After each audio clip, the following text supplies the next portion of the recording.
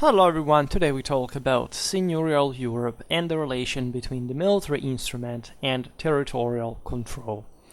You know what we mean by Seigneurial Europe? We look at the vassalatic beneficiary system, broadly meant. This would be mostly post-Carolingian Europe, but in these high medieval centuries, fundamentally, you have the affirmation of what would have the system and eventually would have evolved into so-called feudalism.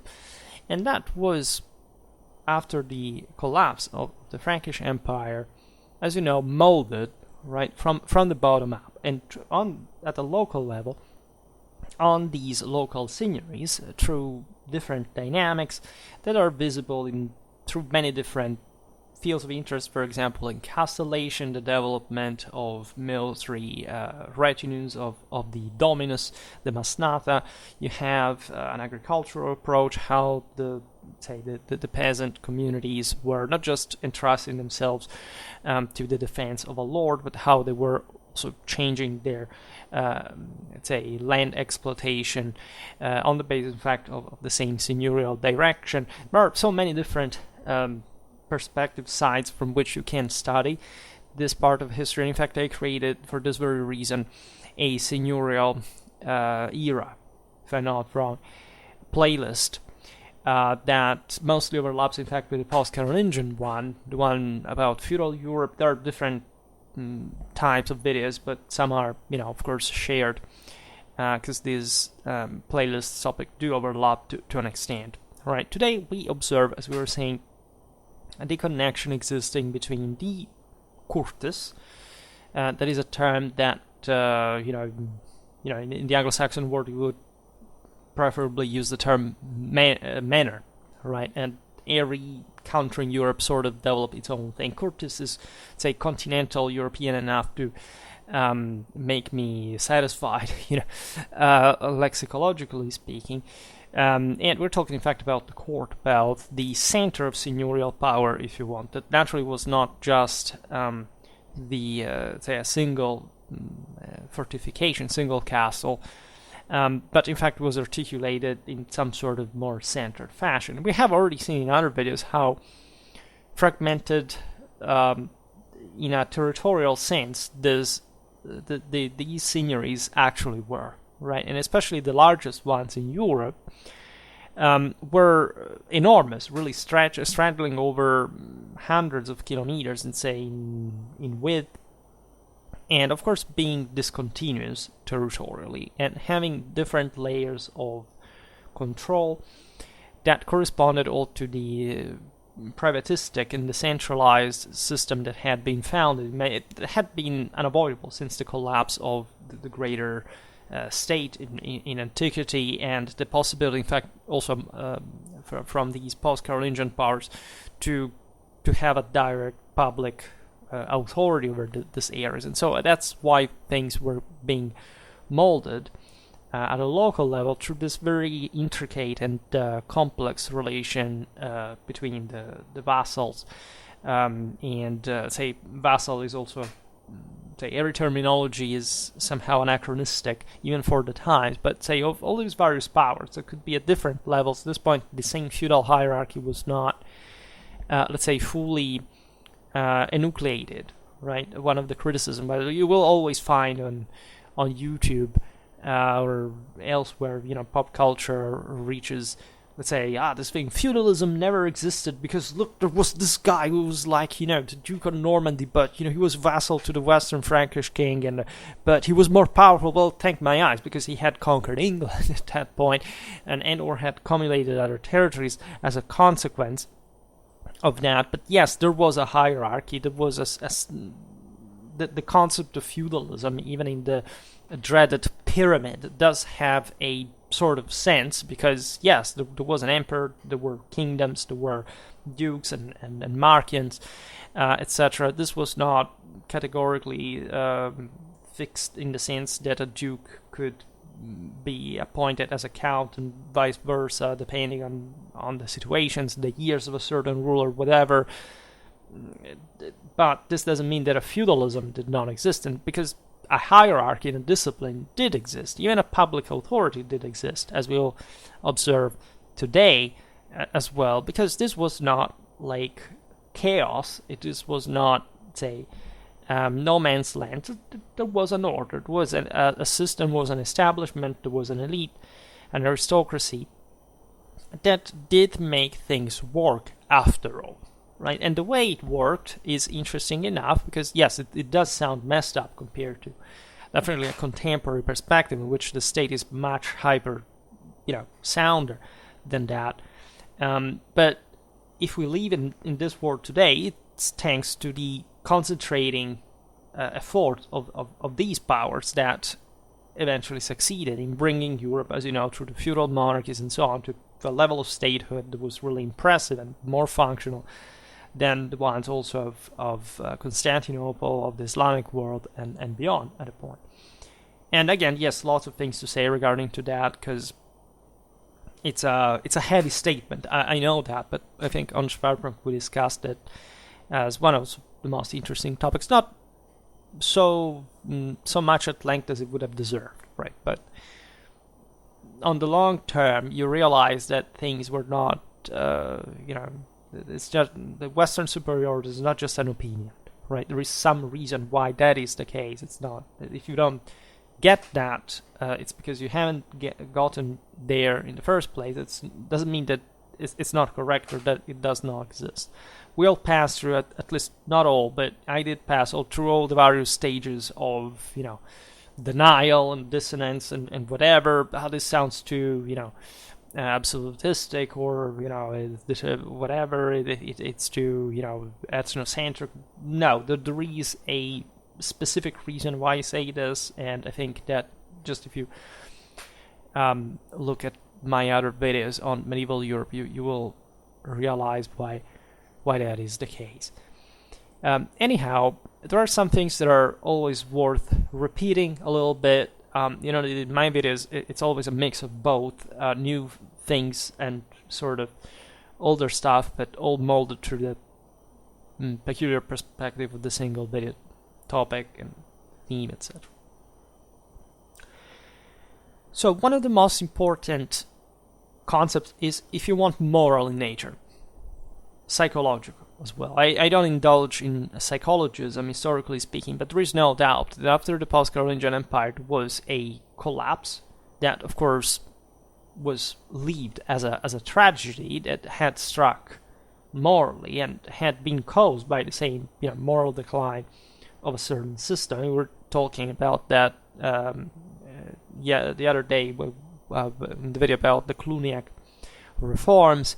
There is a general instability, increase of violence. The late 9th, especially the first half of the 10th century, is characterized by this moment of sort of disorientation, lack of a center, right? And on a moral level, this was mirrored by the fact that seigneurialism had affirmed itself as a obvious and first and foremost military protection, right? Today we would say it's political, of course, but if you look at how politics was made at the time, you realize that it was eminently military in nature.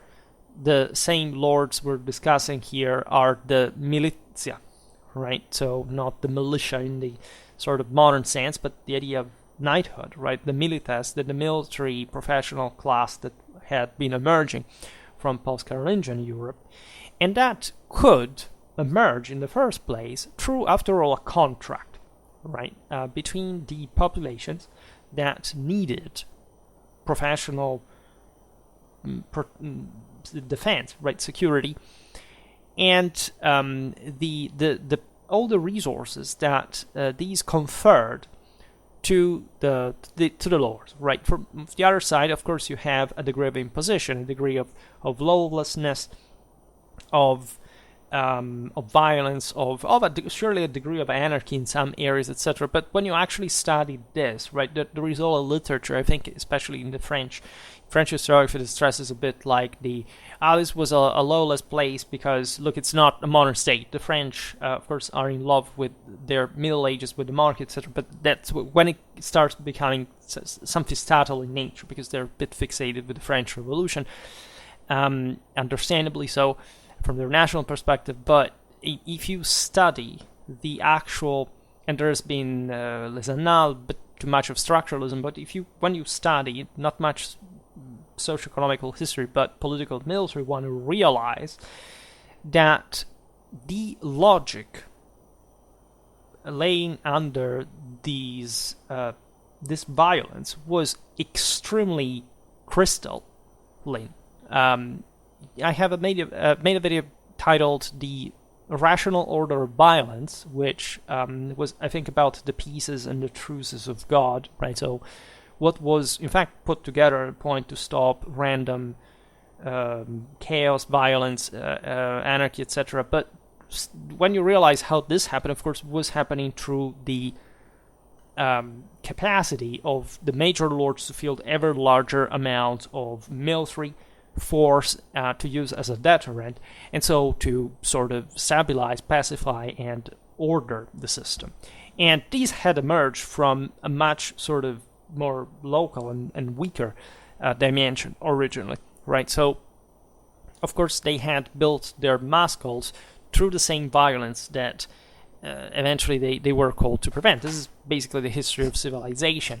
And, of course, you must keep the system balanced enough, but here Europe was gaining momentum, so we're far from detraditionalization because of that. There are issues going on. We made multiple videos about, for example, the military crisis of the crisis of military recruitment in, for example, the Western Frankish Kingdom was a bigger system, and as such had sort of more systemic swings that are also fairly well documented for this time, so that's quite instructive. But this was a dynamic that was happening everywhere, right? Not just, of course, in Europe, but these are pretty universal, dynamics. But the concept of subjection, right? The fact that the individual freeman had been losing great part of his liberty, not much just because somebody had imposed that through violence, but because he had literally accepted, right? Where's the difference between, you see, people today seem extremely concerned, right? Every time somebody says, but somebody used violence in any, it can be in any context, right? Let's skip current wars because people get polarized, and they're, I think that what happened in the last years has revealed not just the strategic illiteracy, but just the cultural inferiority, basically, of most liberals and most conservatives alike. And that's a severe problem, a symptom of civilizational putrescence, not just lack of first world primary schooling and parenting especially, but it's mostly about the concept, let's say, we want to theorize conceptually, that violence per se is wrong. Well, violence is merely a mean, right? It's politics that dictates whether what happens is, something you can morally reprehend or not. And you have to do that also on a pretty sound basis. Violence in itself is merely a tool. And the question is also, what kind of value do you give to liberty? Right, because in the moment in which you give up, you're basically saying that for you it's better to live under somebody else than under your own rule, right? And so you can say, well, for some deterministic, materialistic reason, at some point that this community collapsed and the fault is exclusively of the guy that ruled over them because he was a brute who used force. What were doing these guys remaining alive under that guy? Didn't they have spears anymore? They didn't have weapons? Didn't they have morals? Didn't they have property? Didn't they have a community? Of course they had that, right? So at some point they decided that they didn't want to fight anymore, right? And that's the only discriminant here. It's literally a contract, right? In fact, if we were to look at high medieval history, notoriously, the peasants that at this point fall, importantly, of course, under the greater rule of a lord, which actually was what was happening since the early Middle Ages. I mean, you know, the fact that there is a relative change doesn't mean that in absolute terms those guys, say in the migration or even before that, were free peasants that were roaming the world so free and living prosperous. No, they were brutally, rigidly, and violently under the aristocracy. Right, the myth that many people like to engage in, because again, from a couple of hundred years, we deluded the fourth estate of it having ever had any sort of relevance, of a time in history which people were free, is just, again, a mental illness, right? You are a fallen kind, right? Human society, in the way we can track it historically, never had such a thing like the freedom of individuals. Not even today. And it's not an option. I mean, it would be if we had, you know, individuals were gods, literally themselves, and throughout the entire, equally all over society. There's a subtle communism in the air there, and the concept there being that things would unite rather than, again, differ, right, separate, as also this sort of weird libertarian, anarchoid, anti-statal, anti-authority attitude really is, especially the paranoia towards also a tyranny that never could really, you know, any government in history could govern exclusively because of the decisive moral majority of the people, which doesn't mean that they were right, the governments are right, or, you know, every government is better than another, right? You can't have the decisive moral majority within the system and you know, still failing as a state. You know, look at totalitarian regimes, autocracies, or, you know, dictatorships. They all collapse because they are the fruit of the balance of a lesser people, of culturally inferior peoples, and as such they crumble, whereas places where in fact people can handle better themselves are more prosperous and last longer, right? But of course, lesser people today prefer to look at, you know, authoritarian regimes or wars because, again, they would like every person to be less like them. And so failures, and what we're instead fortunately witnessing in the West is that, you know, these people are falling under, right? And that we can at least, you know, it's actually a collective damage, but we can at least profit of their impoverishment, because they deserve that. Right, in tradition, every single damn thing that happens, including brutally, illnesses, tragedy, it's exclusively your fault. Because where do you draw the line? Or you could prevent that, right? You could prevent your, you know, tradition says you could prevent your own mortality if it hadn't been for original sin. So what does that mean? It means that what we all know, that we're all evil, to an extent that brings us down, and that sort of keeps us being indebting ourselves. I mean, it's increasing as far as we can trace historically. So what actually happens, going back to the point, is that these people decided to be under, and that, however, in the High Middle Ages, peasants were actually freer, which notoriously than in the modern age, right? Which doesn't mean actually they lived better in material terms. That's the other myth. Again, there is no anarchy of the proud, free rebel spirit out there living just with this modest farm. No, right? They lived traumatically nightmarish lives. We know the radical moral and material inferiority in which these people lived. Something, disgusting by any degree, that we have heavily documented, by the way, not just through these histories, but literally, pre-industrial cultures all over the world in the last couple of hundred of years, like when we emerged from that misery as well. So it's not I'm a medievalist, but I don't make romanticism about that, right? There are other things to be romantic about, which is in fact how these people coped with that morally, and the system of values that managed to bring us where we are. Whereas the normal paradigm pop culture is the populistic, fourth estate, nationalistic, and or socialistic, which means communistic delusion at the end of the day, of the last couple of hundred years, which is a diametrically anti-traditional ideology that was designed exclusively to destroy tradition, right? Because, of course, tradition rewards the better ones, right? The superior ones.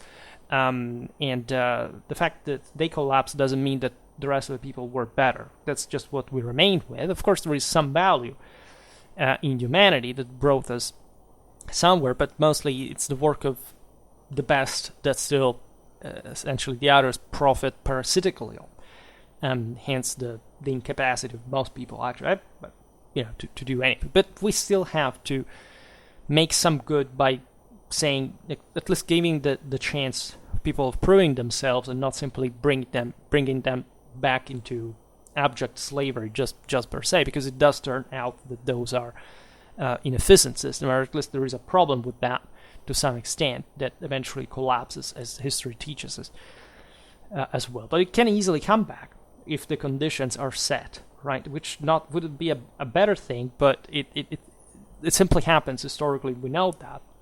Well, I think this is particularly relevant because what you have here with the seigneurial system is literally these peasants contracting their own protection by these aristocrats, right? And their armed men, their military retinues, right? And that's, of course, extended over a territory, right? And this could be a royal in nature, right? The regional scale, but this could be as small as the one that could be formed around whichever courtly seigneurial center, and the fortifications that had been more or less just there, like literally in the court is established, and that yet had always in common to it being a community, having a political, a military, and social dimension. So this, especially in these centuries, entailed, obviously enough, a stable military force, which at this point was gathering around a leader and or an institution. Doesn't matter how small or also numerically this was, right? These communities needed to defend themselves, and the rise of the aristocracy at this point, with its military class, the development of mounted combat by heavily armored horsemen that would train throughout all their lives in charging, thickly packed formations for shock cavalry charges, was the most effective mean at the time, obviously complemented with, for example, peasant infantry, right, levies, although the recruitment system that a public apparatus still kept standing to some extent, at least, in the way they were mostly subcontracted actually to these local lords. That is interesting, because as we've seen, that the king himself was a sort of lord, and that the same principles of government, at least in practice, were basically operating at the same levels. That's why we were saying before, but vassals at the point were more powerful than kings. Yes, but say the dynamics why there was a king and there were vassals were also standing. So there is a difference. There are actually similar roots throughout all these areas. Conceptually and traditionally, they are also universal actually in nature, but let's skip this for now, right? We're talking communities that again organize themselves militarily, and this had a cost, of course. I mean, the knight himself was the product of the majority of people working for him to exist, to build his armor, to provide for his training. That included most expensively the maintenance of his war horse, and his religious indoctrination, the maintenance of traditional awareness to be actually more against the let's say the degeneration of the world that was ongoing, which makes it more interesting as an explanation. And of course, the fortifications as well, right? As you know, nothing has intrinsically a strategic value. It's not building a castle out there in the midst of nothing that will make it strategically relevant, right? These fortifications acquire a strategic relevance in the moment in which they are manned and or they are employed in whichever operational fashion by an armed force for achieving, right, the goals of the war, right, as an objective. This is particularly important because in my, let's say, if you study the history of Castellation, etc., there are some medievalists who are not military historians who go like saying, we have to distinguish whether this castle was actually a strategical castle or it was just another type of economic type of castle. I mean, if you have an idea of the warfare and the scale, sort of the capillary distribution of land, like, it's not that, of course, there were castles that had a more military, let's say, a more strategic function, a greater strategic function, a greater strategic relevance on a regular basis, right, compared to others. But it doesn't mean that that smaller one, or even something that you would think being actually a normal civilian abode, except there wasn't a difference, in fact, at the time between military and civilians, could have actually a strategic relevance, right? And encapsulation is a broader phenomenon that doesn't quite mean just, spamming, virtual models of castles across the countryside on a computer program. It means that every single community, like the land where it lived, the landscape, the general activities, etc., were revolving around the possibility, or at least, they were aware, they were constantly presented with the reality of the necessity of arming themselves. And it's not just a defensive thing, right? Don't think that encapsulation in Europe happened mostly because of the second invasions. It turns out that actually in the most developed areas that were also attacked by the second invaders, actually encapsulation happened from the within for the local lords to extend, to project their military capacity, first of all, their deterrence, but also their organizing themselves better to actually subjugate systemically the surroundings in a context that had basically nothing to do with external invasions. On the contrary, there were lots of raids, of course, during these times, but if you look at them like on the map, yes, oh my god, it looks so much. If you look at the entire map of Europe, concentrated on a PC screen, but if you actually zoom in geographically and you also read the dates of the raids, you realize that these raids were not just happening every day, all the time, for 4 generations in a row, so that all the castles that did actually spam out there, literally hundreds of square kilometers, and this was the normality throughout all the high up to even important part of the late Middle Ages, before artillery came to compact things a bit more, were forced for internal needs, right? For the same affirmation, as we've seen, of an internal order, aside from the external intrusions that were, if anything, just the consequence of the internal crisis, not the cause of, right? All the invasions that you see historically, they don't happen because, at least from less developed peoples, because of their superiority in an absolute sense. They happened just because they had always been there around, what really happens is that the system in the bigger civilization weakens, but the resources are always concentrated there, and at best what happens is just some elites of the external come to rule over an overwhelmingly, local system that eventually absorbs them.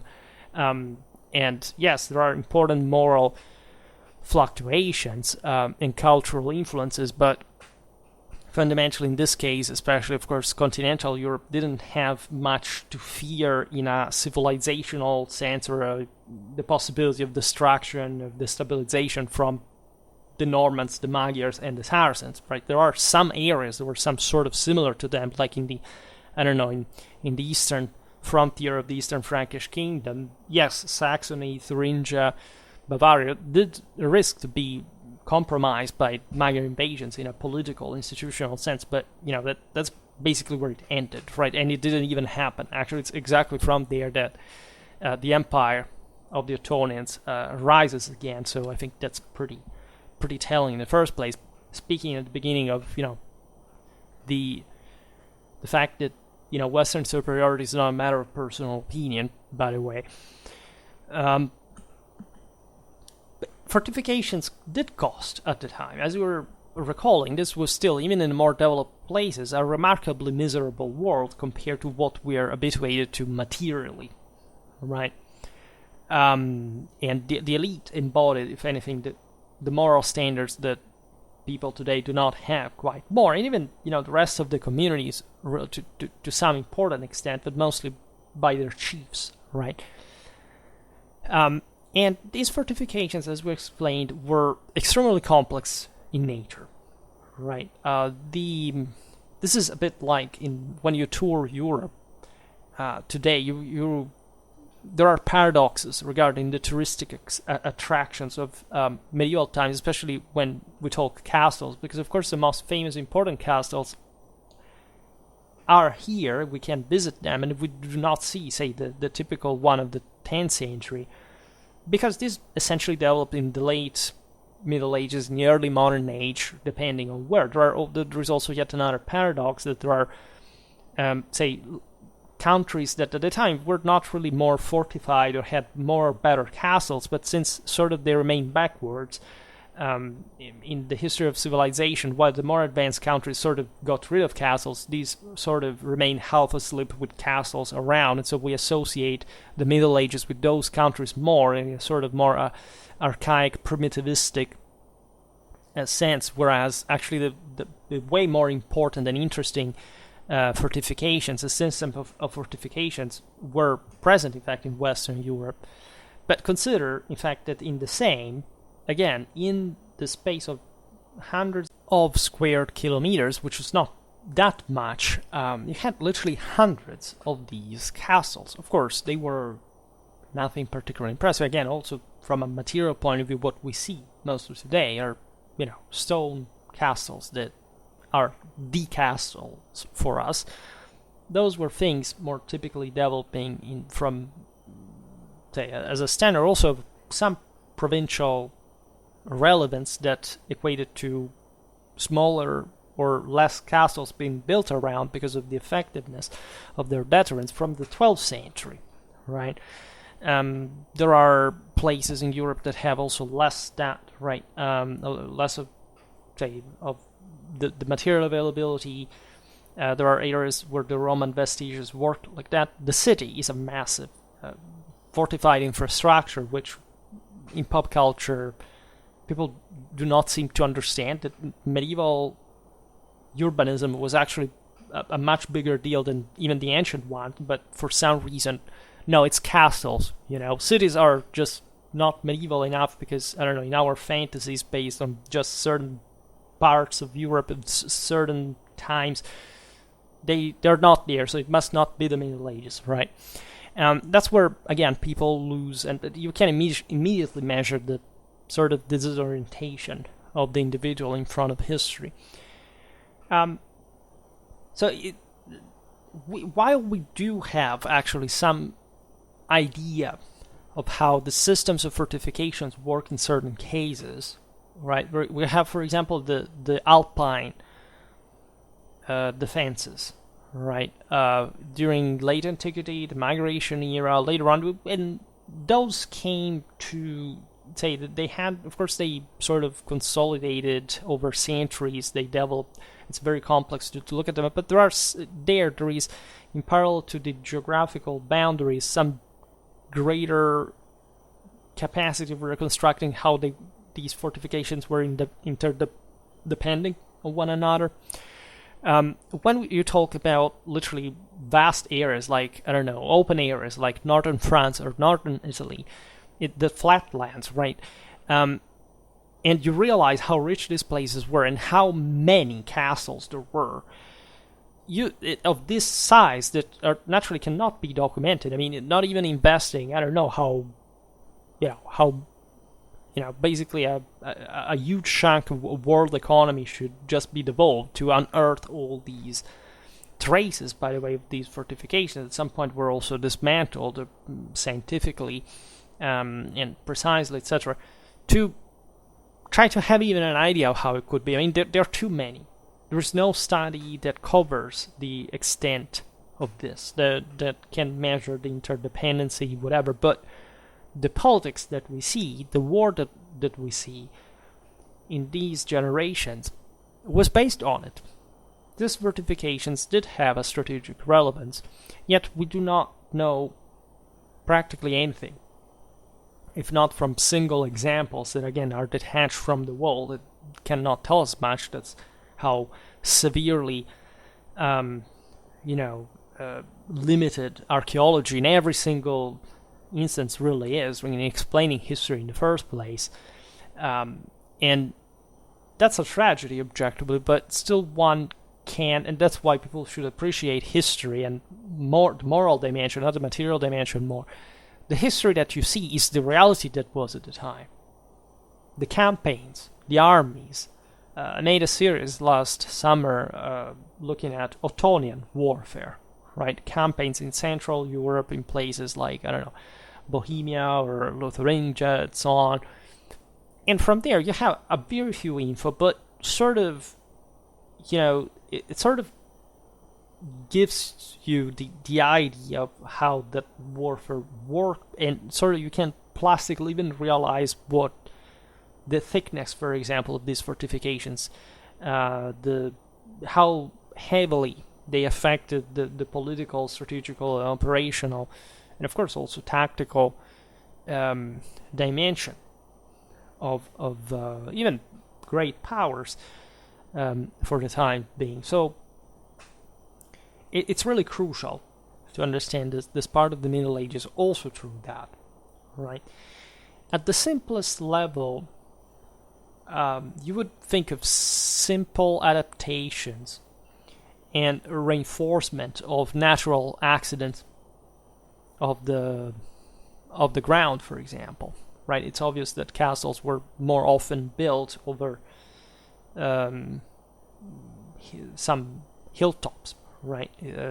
Because they were easier to defend. They could dominate, they could see more, but this was just some of the functions they really had, right? It would be particularly useful to defense in the first place.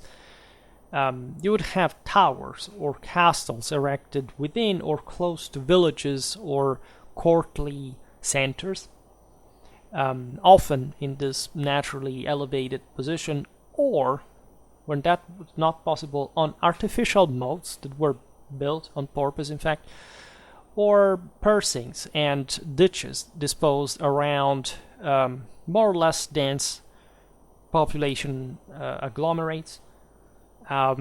This was, of course, the visible sign of the presence of what? Of course, of an armed nucleus in there, right? To watch over the community, to intimidate it also, but also to protect it. These of an armed unit that for their own security would be in turn protected by these recoveries installed there and reinforced further over time, so that they would be ready to come out of them for actions of defense or exploitation of the surrounding population, or for offensive operations suggested by a design of seigneurial expansion. They are all intertwined. I mean, it's at some point you can't even properly distinguish them, right? Of course, the fortress has some defensive capacity once it's manned, but it can be simply the place where, for example, the weapons were stored, where these guys could simply resupply themselves, where they had food. I made a video back in the day explaining the importance of seigneurial reserves in seigneurial, in fact, in this post-Carolingian economy, because, of course, fortresses were safe.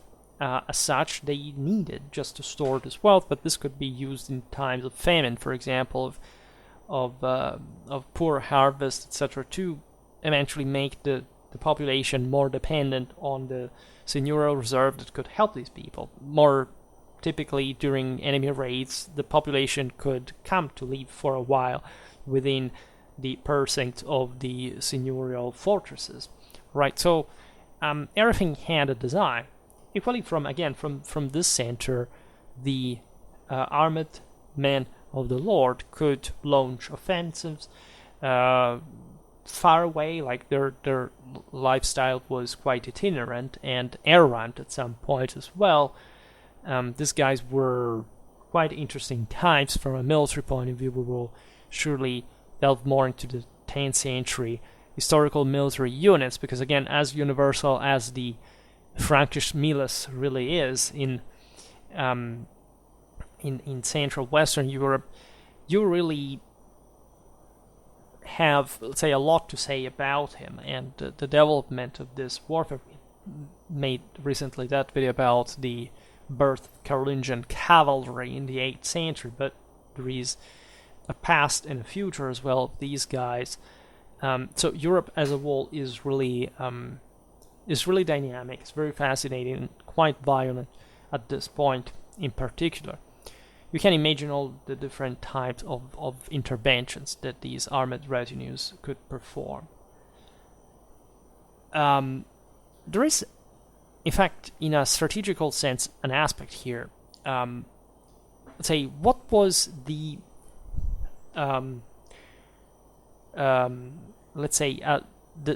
influence, let's say, or the dependency, let's say better, of the local territory on a single fortification? This is something you can't quite draw on a map, right? It's something floating. It depends on, again, the power of the communities, how these fortifications would be employed, how many armed forces were available, and their moral force as well floating, their political goals, aside from the strategic ones that were modeled on them, right? So there was some level of districtuation, for which you can say, well, yes, there is a castle here, more or less you can immediately see from its size and its location. And just because it existed, what kind of purpose it would have served, knowing that, say, it was inhabited, employed, whatever, for that amount of time. And it's obvious that, yes, I don't know, a valley would be dependent on the major fortress. There was, not necessarily, right? This is the point. Maybe in a single valley you had multiple centers and fortresses. And what's a valley? Which one? Which size? Right? Where? With which demic concentration and so on. And so that's what I was talking to you about before. We do not know these factors on a regular basis. You can imagine how this is complicated just for the fact that we have no idea where the majority of castles was located, right? Because we haven't dug, we haven't, we haven't it documented in the first place. So it's all very, say, conjectural, unless you have some solid comparative skill from, say, a serious military historical background, for which you can more or less appreciate what kind of function these castles really have. But if you're trying to immediately just standardize a quantity, well, it's the first indicator that you don't have that. Meaning that even if when you read stories, say even in more and better documented times, about the role of fortifications, this change on the political basis. Why are certain battles ending up to be fought in certain places, mostly around the siege of a castle? Well, that depends, not because, at the regional scale, we're just thinking about one castle specifically. It's because, the local communities there, what we're doing, what the armies ended up fighting like, right? Which was, of course, always very,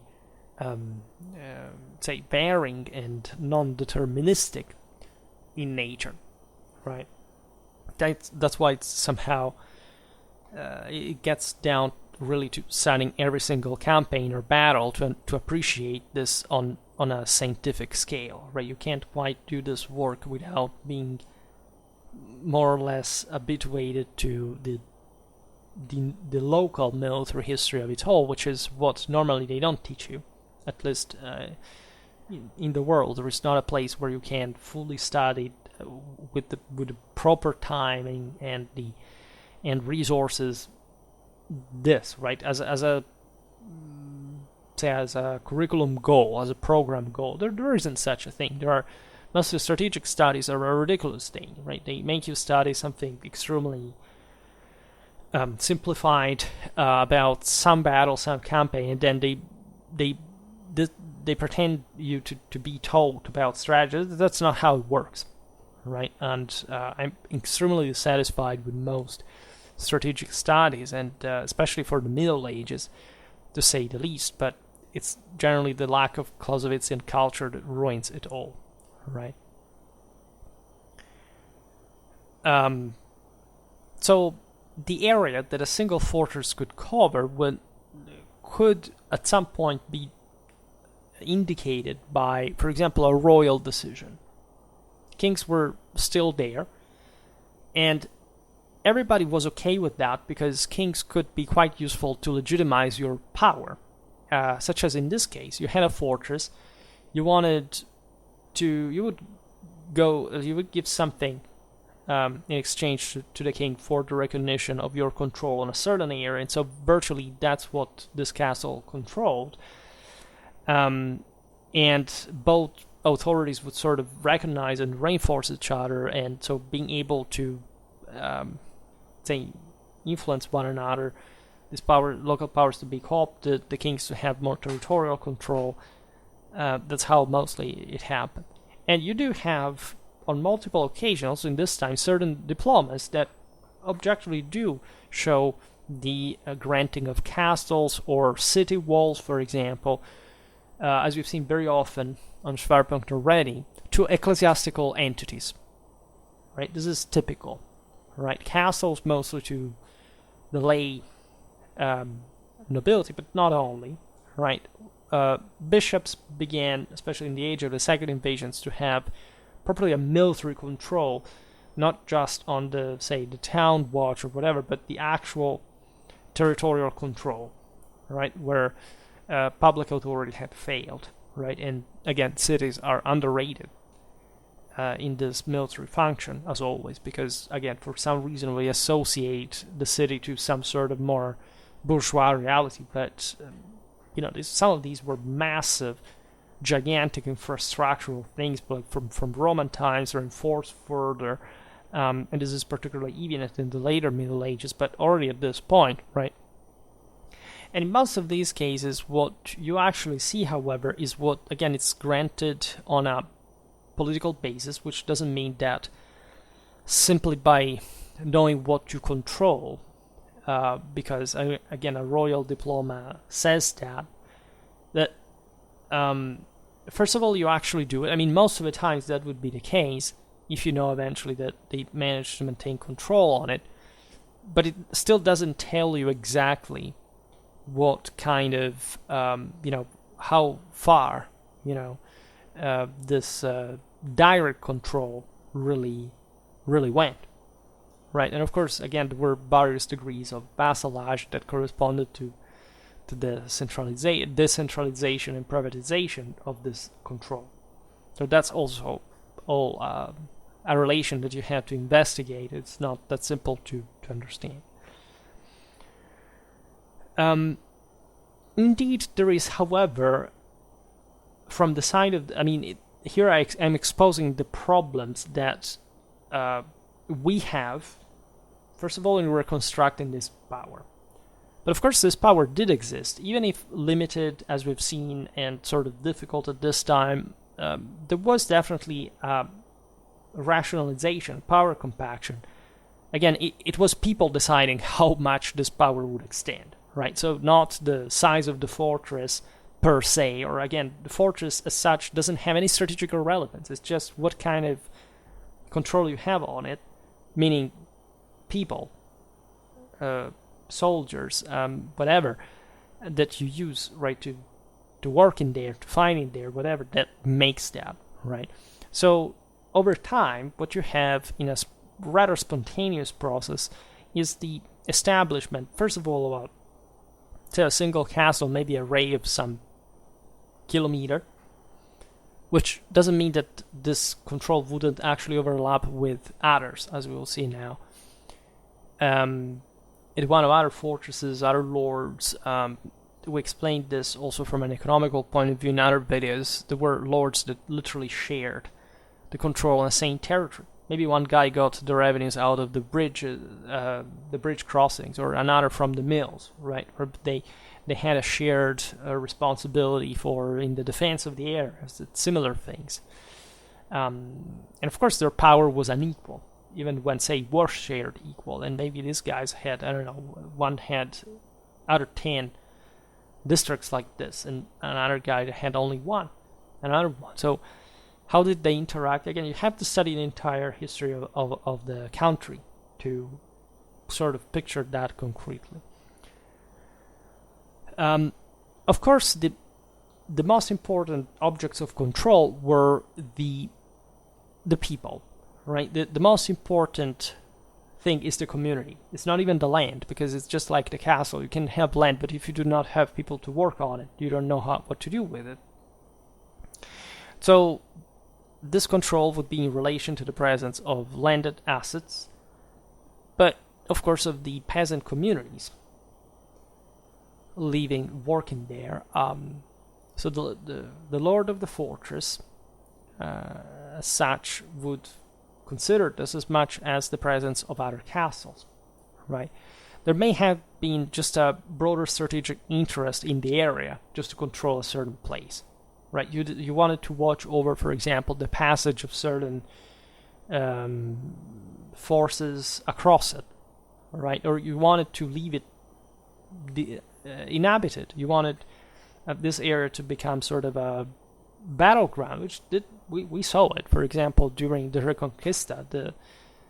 This was particularly frequent, with all the constant raiding from a side and another, and the necessity of certain communities of once freed, for example, to move further inland, etc. So this all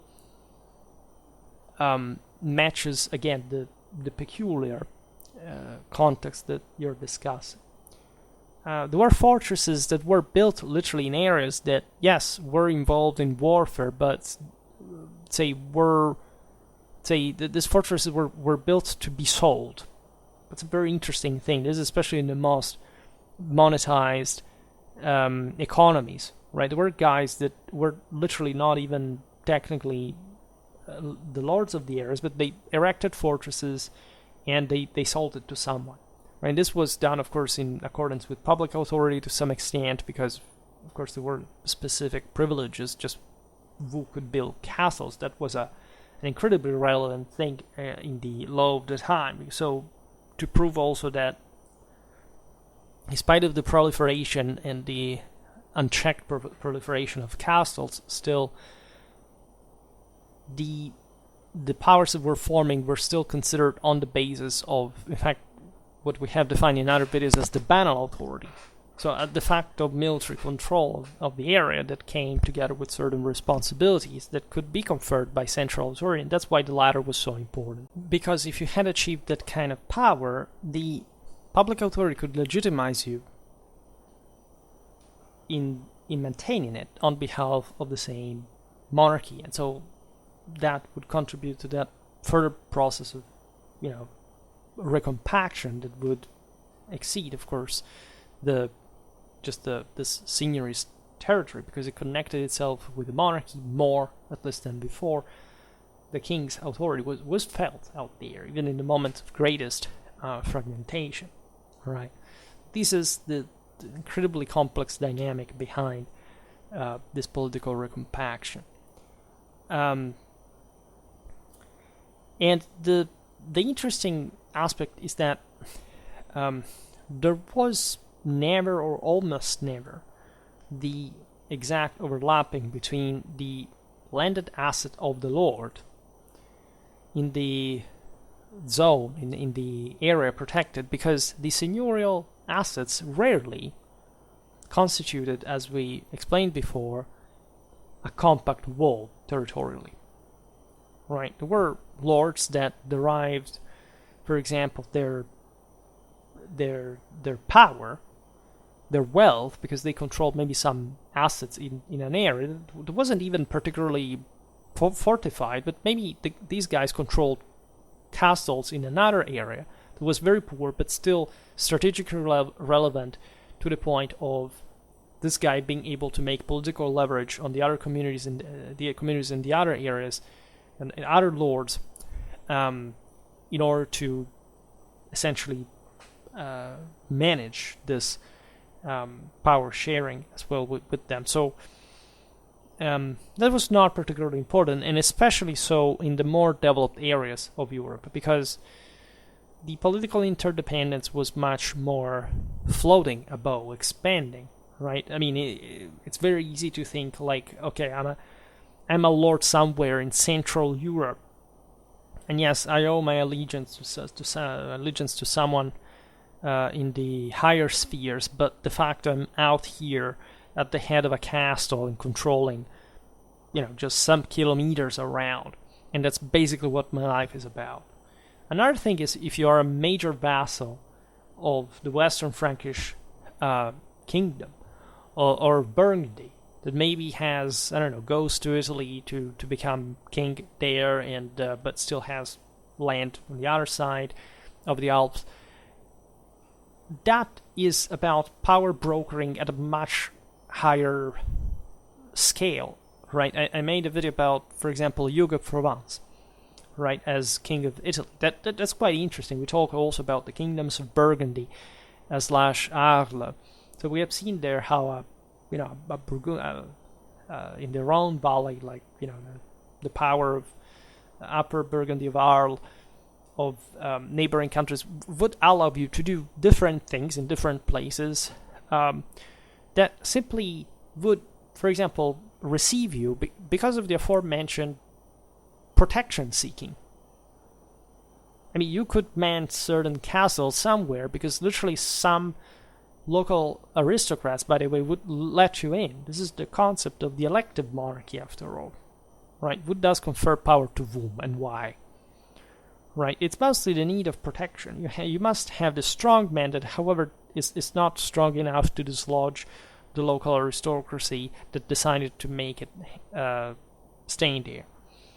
Except this aristocracy is fragmented, there are influences from abroad, there are temporary needs, like, again, the aforementioned invasions or whatever, and so everything changes that fluidly. We will have to make a very in-depth study of 10th century politics to understand this more concretely, especially again in post-Carolingian Europe, because you had here the more sort of feudal powers that were bigger, right, to an important extent, and they were vital. They could sort of aggress each other on a greater scale because there was more surplus, right?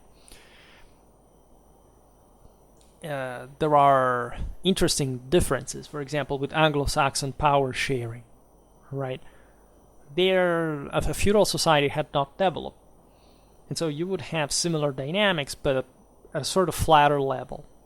And in spite of this, some kind of unity dictated by cultural and, of course, political broadly meant, but also geographical factors that is different, for example, from the frontier between the major post-Carolingian kingdoms that I made multiple videos about, exactly for showing the sort of elasticity, the flexibility, the stability at some point of these boundaries, right? So, for example, if at a small level, a court, seigneurially managed agricultural, say estates in general, a business of some sort, farms, etc. That could be either at direct or indirect, say, mercy of the Lord. Like it could be there or not, right? Land exploitation could happen in a distance or directly imposed.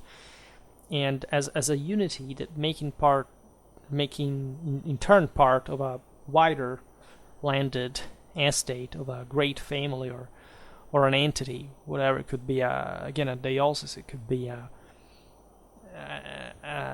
abbey or whatever, was present with his dominicum and with his massaricum. You know what it is. The dominicum is the area directly controlled by the Lord, and the massaricum is the area that fundamentally, works for the Lord, but in autonomy. In more villages, sometimes not even contiguous from each other, or even far away from the others, the area protected by the fortress controlling this ended up to define in a relatively autonomous way compared to the topographical configuration of the core, right? Even when this was erected within the same courtly center, right? There could be a center, yes, but it was in a political sense, meaning that what is the center of here? You don't have a circle, you don't have a square, you have, again, this thing scattered across, literally, even several, on a regional scale, right? Or even across countries, as we have seen, across even the Alps, or other major divides, naturally speaking. So this could be, say, you could have a center in where the fortress lay, or where it didn't lay, but that it was the center because the Lord often resided there and concentrated his wealth there and guarded there. Of course, it would be fortified, but as we explained before, maybe the strategic relevance of a fortress at a point was if located in an obscure place that, say, maybe a choke point that per se was not. Maybe, yes, you could exact tolls from there, it's familiar, but of course the larger revenues was from the peasant communities in the lowlands, right, in the open land where most of the agricultural production was concentrated. So the center of these lordships was, again, in many different places. And you can look at that, for example, with the Ottonian Empire. What did that consist in exactly? What kind of direct control did exist, right, on this vast territory? The Ottonians didn't even control directly the majority of the Eastern Frankish kingdom, but they could exert their power over Italy and further south, and they controlled a vast area of Central Europe. How? Well, through deterrence and through the power shares that they had agreed, and especially so, to the various vassals, right? We have seen often the bishop counts, we have seen how the Ottonians rose to power because essentially the Eastern Frankish rulers decided that the Magyars had done too much damage, even though they had been themselves had let them in, right, for their attempt of escaping a concentrated power. So it was important to have this protector that could move across the territory. This is also quite relevant. We were talking about that in the video about the 8th century Carolingian cavalry. We still have to make videos about the Carolingian supplies, the logistical system. That is a bit the reason why, even in the seigneurial sense, the Carolingian Empire could work practically. Right? You needed to favor the military operations because the communities had allowed that, as we've seen, to happen themselves. They needed the strong man bringing order where there was disorder. And at some point, again, it was better just to pay this guy than looking for trouble with him, but also and especially, but just from, say, expecting problems from the surrounding, which was, again, quite likely at this point in history, right? And so when you look at the further stability of Europe in the later centuries, you know that for how much warfare there was there, it was still the local communities that fueled it, that still had ambitions, to want to control one another. And so here you just have a positive continuation of this power struggle that eventually built up, again, the modern world as we know it as well, an ever stronger, more efficient system of control, and with an increased quality of life and material wealth and more. Except, of course, there was a sinking in the moral capacity to provide as well, which is what actually the local the peasants at the time also underwent to some important degree. Again, the rise of the aristocracy to an unprecedented degree in many of these worlds. So, in the aforementioned case of this complexly distributed territory, it was rather frequent that the area of protection provided by the fortress would comprehend also certain territories, of course, that did not depend on the lord. This extends immaterially. How do you measure that? It's how do you measure deterrence, if not on people, right? That's what most people try pathetically to make strategic analysis without even having ever studied military histories in their lives, and pretend to explain you how wars go or they don't go or whatever, just because they have to feel better about themselves, because of course they know that there is something wrong about themselves, naturally. Is the point. It's all about a moral capacity of measurement, and there is no number for that. There is no certainty for that. There is no determinism for that. History is exclusively based on this. If you are not able to accept it, it's over. Because this is also reality. This is not just history, right? And actually history gives us the inexpressible luxury of actually resounding with our human sensitivity to understand exactly how impacted morally and so also strategically and politically these communities really were. And that's how you have to habituate yourself to reason if you want to understand anything about the world that surrounds you. Right? Not the list of things that try to look as if you were right in an argument. Right? You have to explain what happens because you actually recognize it, not because you try to make it up. Right? That's the difference between a mature and immature person. Being concrete about how you know this works for real in life. And if you do not have that experience, it's going to be a bit difficult to go out there, but it's that the latter is the only way to learn something about it, right? So the local control could extend on small local allodia owners. That is to say, smaller lords of some sort, of people whose property was owned in a immunitary way, right? The allodium was the practically untouchable amount of, property that not even public authority could take away from you, right? And this in Seigneurial Europe, as you know, takes on a very institutional and juridical dimension, to the point that vast areas are allodia, and that's the measure, if you want, of the failure of public authority, that creates, in fact, a lot of problems to the development of modern countries to some extent, because if you're not able to still exercise control over the entire system, which ideally was what the Romano-Germanic legal bases were actually telling, that the ruler was absolute in nature.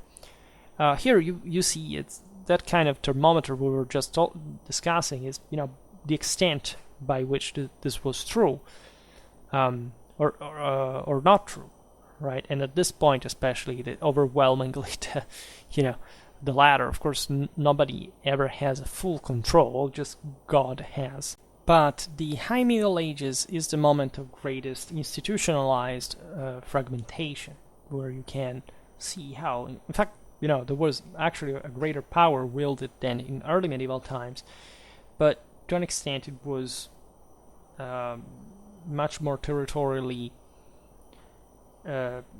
fragmented, say confined, than the theoretical control over an entire regional area. It still existed, but more in fact, abstract sense rather than in the practice of government at the time.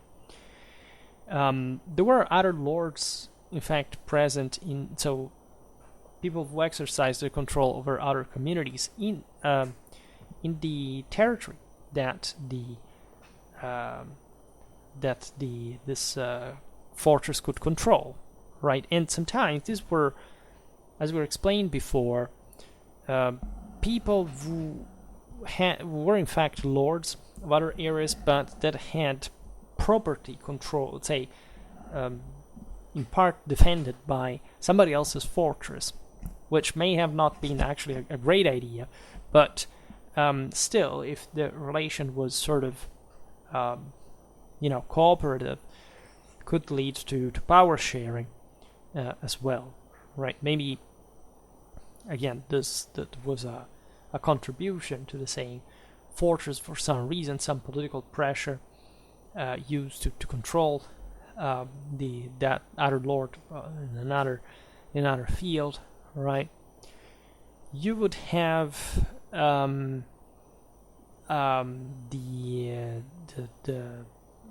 some, again, shared even military protection, but the idea is that if you focus on a single fortress and what kind of control the troops used stationed there would have, of course, they would not be needed if they hadn't been enough just to control that area as a whole, right? So in that case, there would have been, in the case of another fortress nearby, of course, a limitation of both spheres of influence, unless they had to fight against one another, right?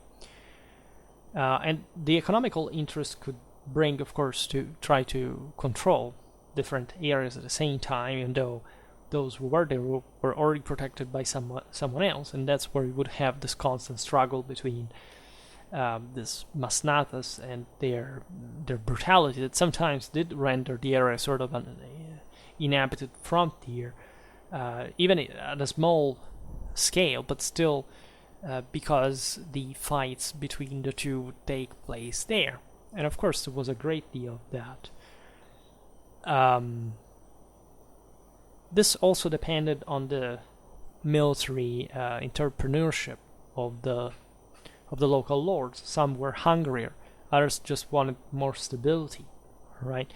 You would have certain lords that control fortresses and troops, etc., like bishops, for example, that were sort of less warlike, right? Actually, they were warlike, but less warlike than lay nobility. They needed advocates, as you know, to shed blood in theory, but they would answer to their orders to some extent. But in that regard, there would be more depending on this lay noblemen that were not responding to the same ecclesiastical dynamics in terms of power inheritance, for example, etc. So, generally speaking, the ecclesiastical entities were sort of less militarized than the others, in spite of all the fact that in some cases they were shockingly militarized. Like in the 13th century, it's been calculated the Abbey of Fulda in Germany had 20,000 armed men under his control. Like this was kind of say, general case in an area like Germany, etc. There were other, again, the bishops often went at war. They would throughout all the entire 13th century and beyond.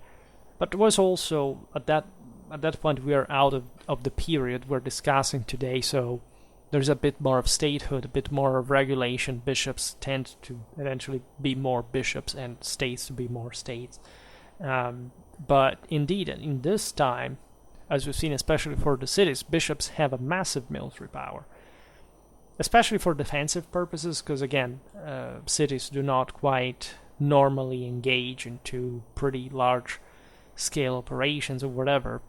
But still, right, if somebody needed to storm a city because politically, I don't know, a bishop was aligned with that king or that other power or whatever, you needed to storm this fortress that had, as we've seen in the videos about the Ottonian campaigns, like normally an advantage of 1 to 5, numerically speaking, just by being under the walls, protection.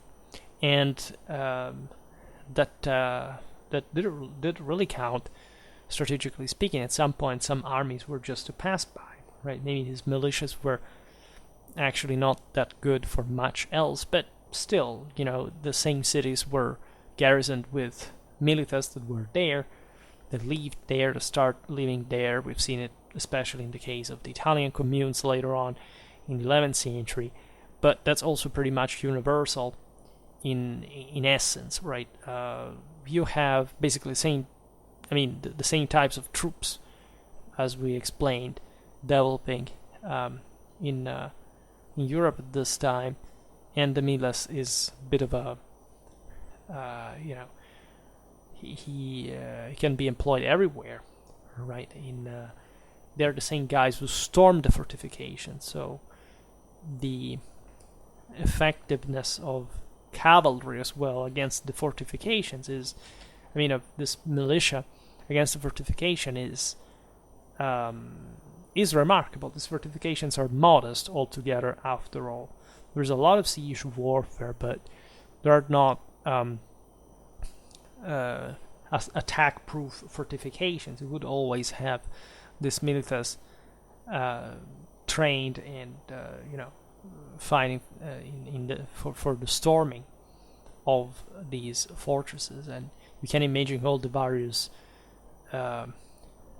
even athletic feats and sort of practical issues that would be in overcoming, Motte and Bailey Castle, for example. At this point, the need of particularly refined catapults like the torsion engines or whatever was completely useless, right? You would more easily surround this place, even waiting them to surrender, for them to surrender. If you had time, like, that was not to be given for granted. Of course, the major fortifications are a big deal, but that depends also on how much troops you have, right? And in general, of course, this went in parallel to the effectiveness of these military means. I mean, the 10th century Milas is pretty well sort of balanced by the type of fortification that existed at this point as well in proportion. So those are all things that we still have to look at in depth, and we have to make so many different videos, especially military history, about this era, because we even haven't done that much of them yet. And all this got down, of course, in building the fortification, but also maintaining it effective. You had to keep the troops there, you have to maintain the structure, you have to repair that, and it cost, right? And it was, of course, yet another aspect that we can grasp a few of, but that still represented a major dynamic, like in the world at the time, for the people again that had to work to build it, the skilled craftsmen, masons, the entire let's say equip that you would have to pay, that were often people again under your control. There is interregionalism in these. Think about the Comacini masters in Lombardy. Think about, even the organization, if we think about stocking the supplies, right, within that, also the ammo at some point, there were also, again, important siege techniques capabilities already at this point, right?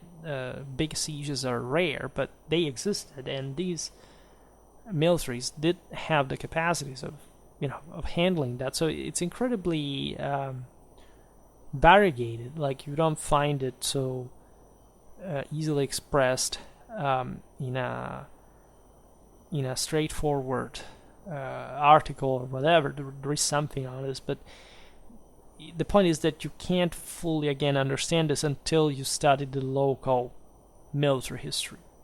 And that's where you start learning how the actual military quantities, because you will understand politics. And without that, you don't really go far. It remains more like a sort of theoretical, say, abstract stretch, not really a like perfectly theoretical is a positive term, right? Here we don't abstract it from reality.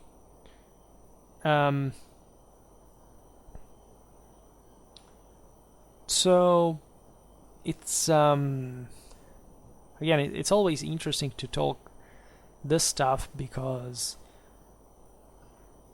I think, again, this is one of the most underestimated periods in world's history. Like, considering its importance, there's not much out there. There's not the conceptualization in pop culture of a post-Carolingian era, right? As you can say, there's 3 centuries of history as a whole that sort of make like a thing on their own.